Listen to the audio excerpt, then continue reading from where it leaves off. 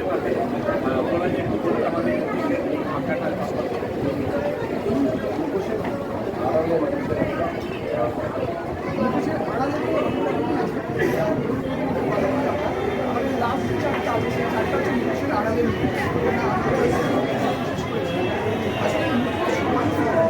একটা আবরণ বা আচ্ছাদনের জন্য তৈরি হয়েছে, কিন্তু এটা তৈরি করতে গিয়ে মানুষের সংস্কৃতি, তাদের যে সংস্কৃতি, ধর্মীয় বিশ্বাস, সামাজিক বিশ্বাস, সেই সমস্ত কিছু সেগুলো কিন্তু উঠে আসে। প্রত্নতাত্ত্বিক একটা প্রধান উপাদান হিসাবে আমরা মুখোশকে এখন ব্যবহার করি।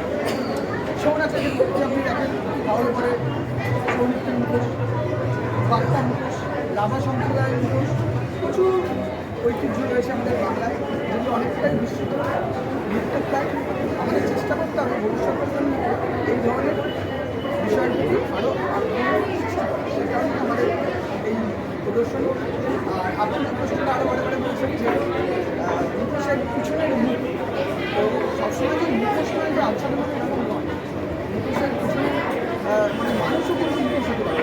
যেমন মানুষগুলোর ক্ষেত্রে মনিটা বন্ধু সেটাও কিন্তু এক ধরনের মুখোশ। আবার যদি আপনি দেখেন আমাদের বাংলার ক্ষেত্রে রাজা রামমোহন রায়ের যে মুখোশ 1960 লেখা আছে সেটা কিন্তু একটা দেখি অবতীর্ণ লেখা আঁকা এরকম বহু কিছু রয়েছে। আমার নাম প্রদায় রয়েছে, আমার নাম বিটু সরকার, প্রধান শিক্ষক কমার্স। কিশোরবর্ণের শব্দবর্ণের সদর্থক যে সকল শব্দ বা শব্দবর্ণ ব্যবহার করা যেতে পারে, বার্ষিক প্রদর্শনী শব্দবর্ণটি তাদের মধ্যে অন্যতম।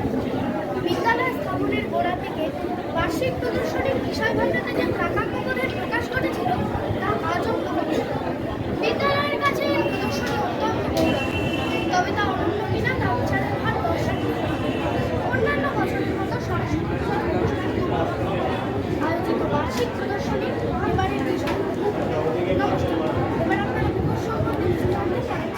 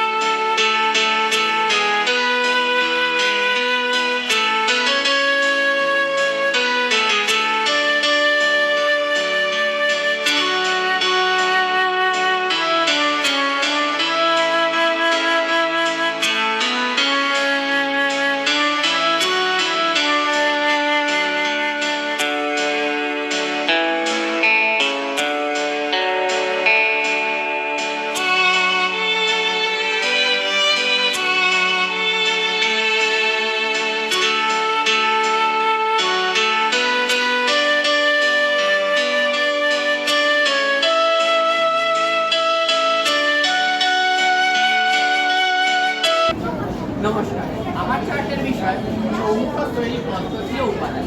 এই ছৌ মুখোশে যেমন বহুলতা আছে, ঠিক তেমনই তৈরির পদ্ধতিতেও বিভিন্নতা আছে। যেমন ধরুন, প্রথমে কাঠের পাটাতলকে ভালো করে পরিষ্কার করে নিয়ে গ্রামের নদীর ওয়াশ মাটির সাহায্যে মুখোশের ছাঁচের প্রাথমিক গঠন বানানো হয়। এরপরে থাপির সাহায্যে বানানো হয় চোখ নাক মুখগুলিকে ঠিক করা হয়ে থাকে। এরপর দেওয়া হয় ছাই, তবে বর্তমানে পাউডার ব্যবহার করা হয়।